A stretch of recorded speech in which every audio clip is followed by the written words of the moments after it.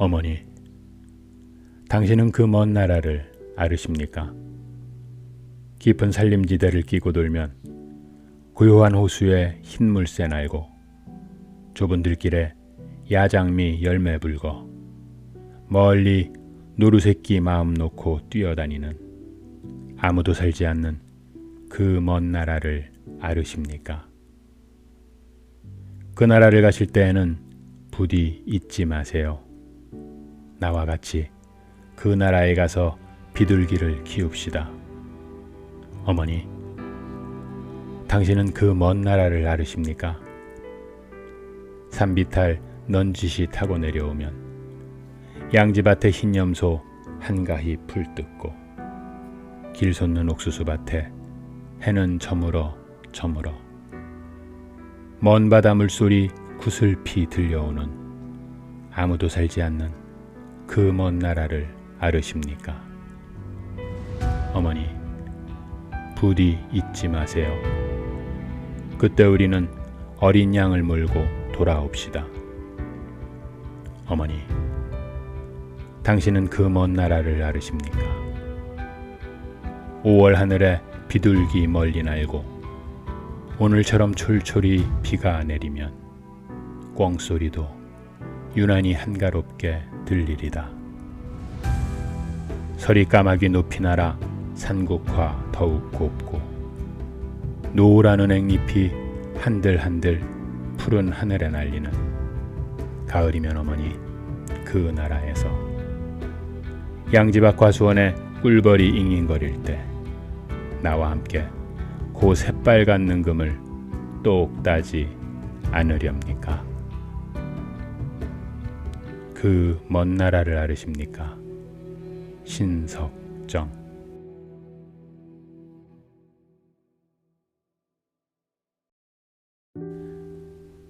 안녕하세요. 시 읽는 별선생입니다. 오늘 읽을 시는 식민지 치하의 현실에서 도피하지도 타협하지도 않고 서정적인 시어로 현실 극복의 의지를 노래했던 시인 신석정님의 작품입니다. 앞서 읽은 시는 신석정 시인의 대표작 중 하나인 그 먼 나라를 알으십니까? 인데요. 이 시의 화자가 꿈꾸는 나라는 흰 물새 날고 염소 한가히 풀 뜯고 비둘기 멀리 날고 꿩소리도 유난히 한가롭게 들리고 노루새끼 마음 놓고 뛰어다니는 곳입니다. 자유와 평화로 가득한 이상향이죠. 이 시는 1932년에 발표됐습니다. 일제 통치하의 현실, 억압과 굴종이 강요된 세상. 화자가 꿈꾸는 곳은 화자가 있는 현실과 멀리 떨어진 나라이지만 언젠가는 그 아름다운 나라에 갈 수 있을 거라고 믿습니다. 어머니와 함께요. 신석정 시인은 1907년 전북 부안에서 출생합니다. 1931년에 김영랑, 박용철, 정지용 등과 함께 시문학 동인으로 활동했는데요. 시문학 제3호의 시 선물을 발표하면서 등단합니다. 신석정의 시는 불교 사상에 기반해서 자연지향적인 면이 두드러집니다. 그래서 전원시인 또는 목가시인으로 부르는데, 그러나 그 시의 내면에는 강인한 역사의식, 현실의식이 담겨 있습니다. 신석정 시인은 일제치하에서는 창씨 개명을 거부하고 정신대 징집에 반대하는 글을 쓰기도 했어요. 해방 후에는 4.19 혁명을 지지하고 그와 관련한 작품들로 인해 권력의 탄압을 받기도 했죠. 나라를 빼앗긴 아픔과 극복의 의지를 그린 시 지도입니다. 지도에서는 푸른 것은 바다라 하였고 얼룩얼룩한 것은 육지라 부르는 습관을 길러왔단다. 이제까지 국경이 있어 본 일이 없다는 저 하늘을 닮아서 바다는 한결 푸르고 육지가 석류 껍질처럼 울긋불긋한 것은 오로지 색채를 즐긴다는 단조한 이유가 아니란다. 오늘 펴보는 이 지도에는 조선과 인도가 왜 이리 많으냐? 시박나는 동그란 지구가 유성처럼 화려히 떨어져 갈 날을 생각하는 외로움이 있다. 도시 지구는 한 덩이 푸른 석류였거니.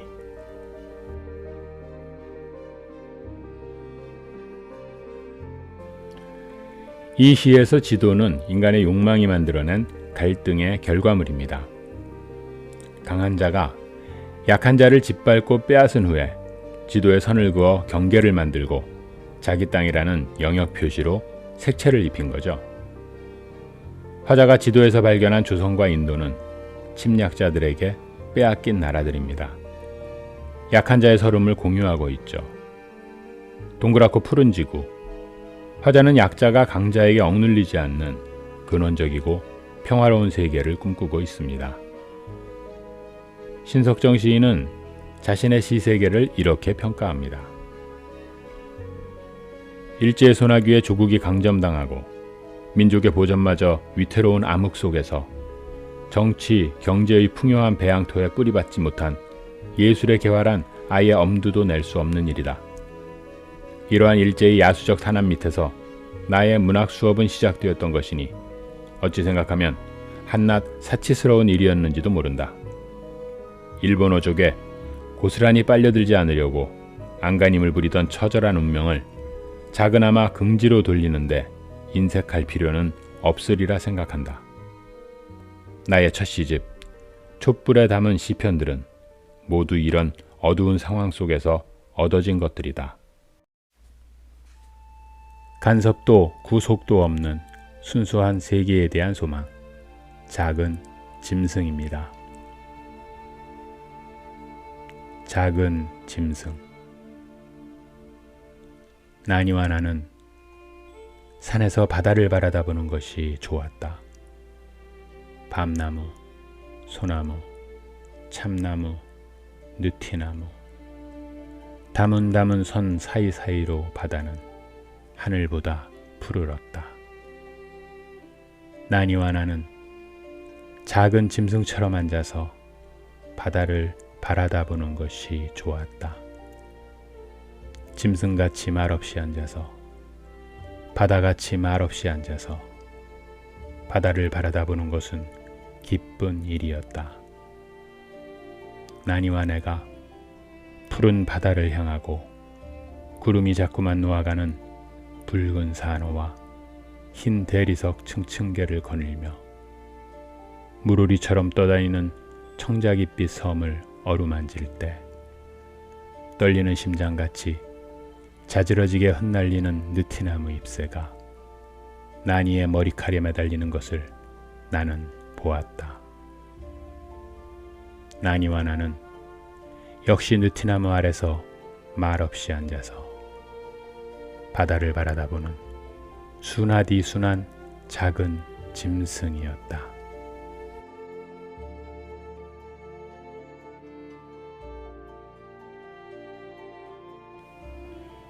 이 시에 등장하는 나니는 신석정 시인의 딸 이름이라고 합니다.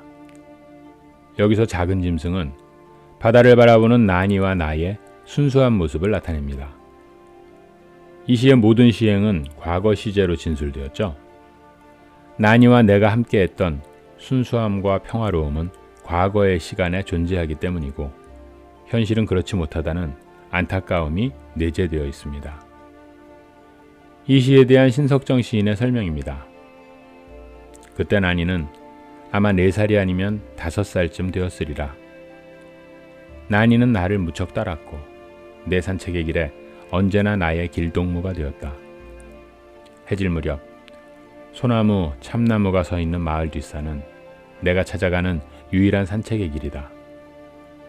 느티나무 아래 자리 잡고 바라보는 서녁 하늘에는 저녁 노래 물든 산호빛 구름과 대리석과 같은 구름이 수평선 위로 층계처럼 말려있고 그 아래로 청자빛 고군산 열도가 물오리처럼 떠있는 것이다. 그리스의 어느 처리는 짐승이 아니라 인간으로 태어난 것, 야만이 아니라 그리스인으로 태어난 것을 운명의 신에게 감사했다는 이야기가 있거니와 나라를 빼앗긴 만국민으로 짓밟힐 대로 짓밟힌 민족의 정조를 생각했을 때 나는, 아니 우리들은 차라리 한 마리의 짐승으로 태어나지 못한 것을 한탄했던 것이다.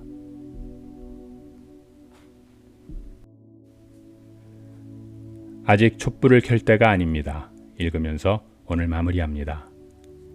촛불을 켜지 않아도 되는 것은 전역해의 광선들이 아직 남아있기 때문입니다. 아직 촛불을 켤 때가 아닙니다. 저 죄를 넘어가는 전역해의 엷은 광선들이 섭섭해합니다. 어머니, 아직 촛불을 켜지 말으셔요. 그리고 나의 작은 명상의 새 새끼들이 지금도 저 푸른 하늘에서 날고 있지 않습니까? 이윽고 하늘이 능금처럼 붉어질 때 그 새 새끼들은 어둠과 함께 돌아온다 합니다. 언덕에서는 우리의 어린 양들이 낡은 녹색 침대에 누워서 남은 햇볕을 즐기느라고 돌아오지 않고, 조용한 호수 위에는 이제야 저녁 안개가 자욱이 내려오기 시작하였습니다.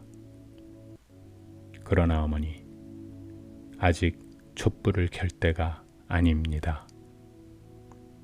늙은 산에 고요히 명상하는 얼굴이 멀어가지 않고, 먼 숲에서는 밤이 끌고 오는 그 검은 치맛자락이 발길에 스치는 발자국 소리도 들려오지 않습니다. 멀리 있는 긴 둑을 거쳐서 들려오는 물결 소리도 차츰차츰 멀어갑니다. 그것은 늦은 가을부터 우리 전원을 방문하는 까마귀들이 바람을 데리고 멀리 가버린 까닭이겠습니다. 시방 어머니의 등에서는 어머니의 콧노래 섞인 자장가를 듣고 싶어하는 애기의 잠덫이 있습니다. 어머니, 아직 촛불을 켜지 말으셔요. 이제야 저 숲 너머 하늘에 작은 별이 하나 나오지 않았습니까?